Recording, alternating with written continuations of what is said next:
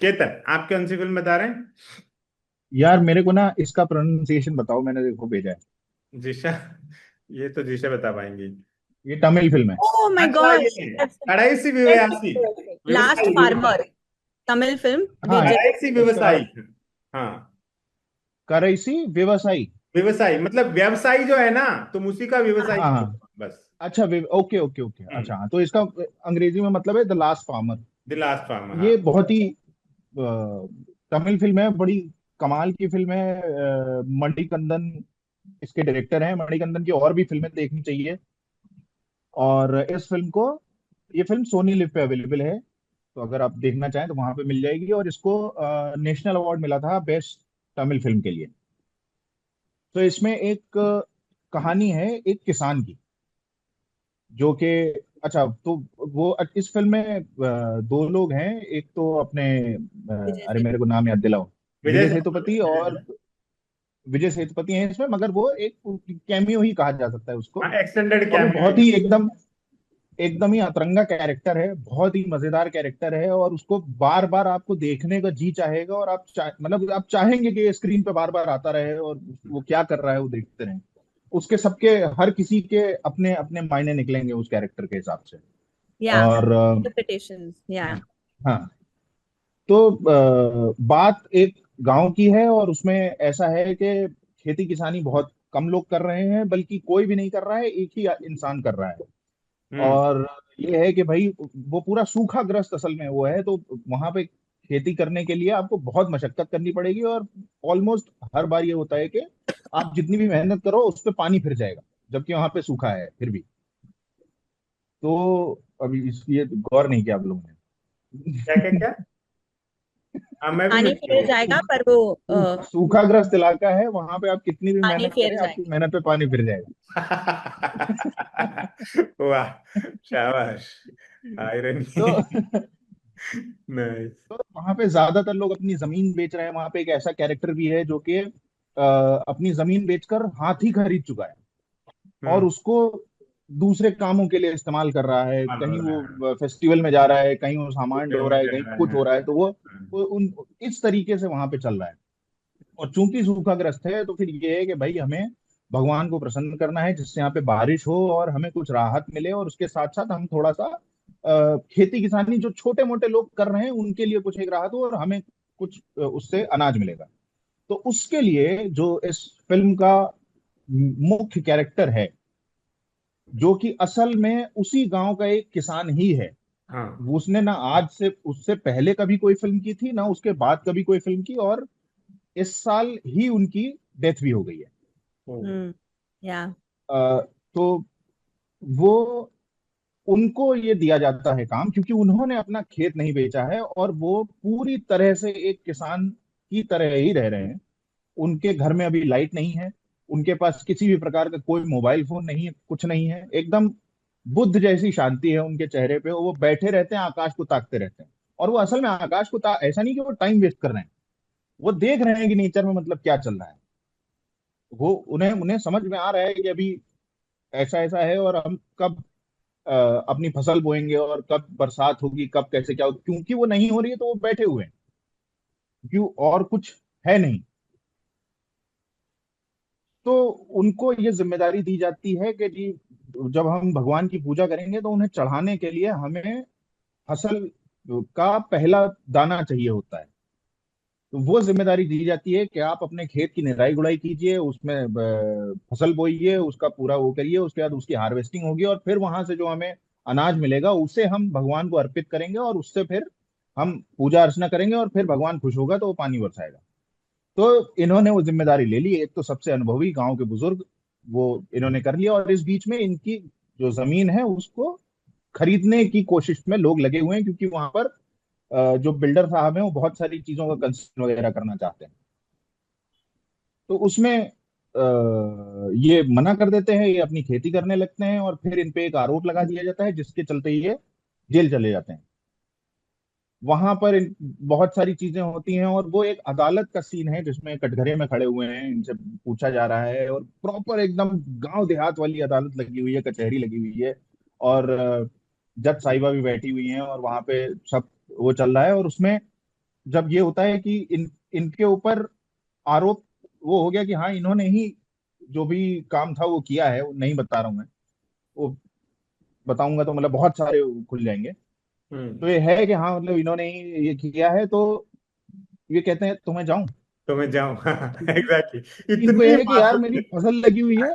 वो कह रहे हैं कि मतलब अब तुमको सजा, अब तुम्हें जेल में जाना है, ये कह रहे हैं कि तो मैं घर जाऊं, क्योंकि इसे समझ में ही नहीं आ रहा है कि वहां पे क्या है। इस प्रकार का निश्छल निष्कपटी आदमी, दुनियादारी से बिल्कुल दूर, और ये सोच के कि यार हमने तो कुछ किया ही नहीं है, तो घर ही भेजेंगे ये लोग मुझे, क्योंकि वो हाँ। दुनिया को भी अपने ही जैसा सीधा साधा समझ रहे हैं। तो Yeah.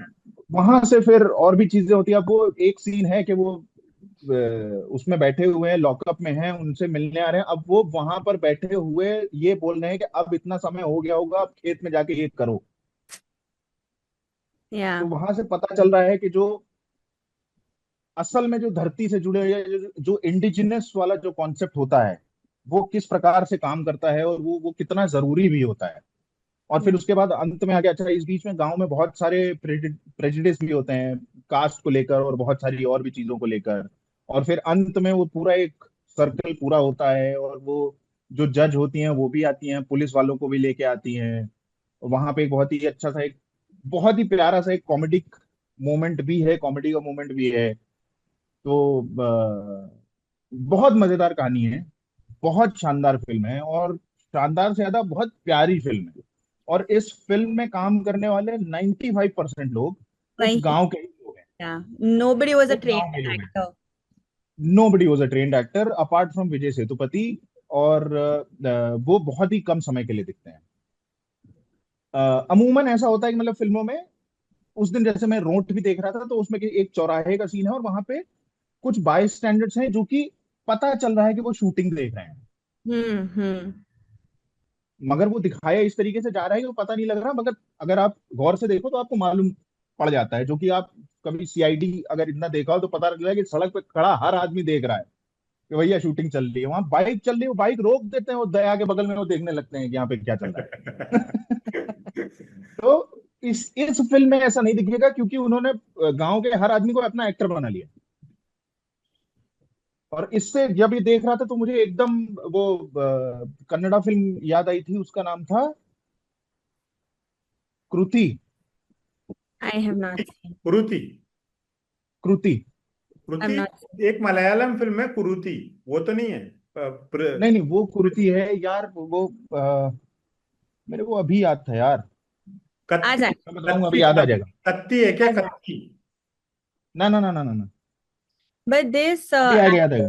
this actor's name was Nalandi, and the tragic part was कि फिल्म रिलीज होने से थोड़े वक्त पहले उनका देहांत हो गया, तो वो अपनी हाँ, फिल्म नहीं देख पाए.